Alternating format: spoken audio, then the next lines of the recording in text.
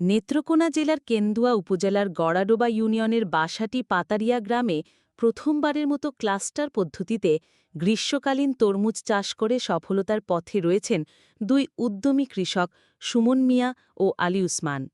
প্রায় ২ একর জমিতে তারা চাষ করেছেন উচ্চ ফলনশীল সুগার কুইন জাতের তরমুজ। এই জাতটি গ্রীষ্মকালীন চাষের জন্য বিশেষভাবে উপযোগী, যার স্বাদ মিষ্টি, আকার বড় এবং বাজার চাহিদা দিন দিন বাড়ছে। সুমন ও উসমান আধুনিক কৃষি প্রযুক্তির সাহায্যে বীজ বপন থেকে শুরু করে সেচ, সার প্রয়োগ, কীটনাশক ব্যবহার এবং গাছের পরিচর্যায় দিয়েছেন সর্বোচ্চ মনোযোগ। এরই ফল হিসেবে আজ তাদের মাঠ জুড়ে পরিপক্ক ও আকর্ষণীয় আকারের তরমুজে ভরে গেছে। তারা বলেন, প্রথমবারের মতো এই পদ্ধতিতে চাষ করে এত ভালো ফলন পাব তা ভাবিনি। যদি বাজারে ভালো দাম পাই তাহলে খরচের দ্বিগুণেরও বেশি লাভ হবে। তাদের মতে ক্লাস্টার পদ্ধতিতে চাষ করলে পরিচর্যা সহজ হয় এবং ফল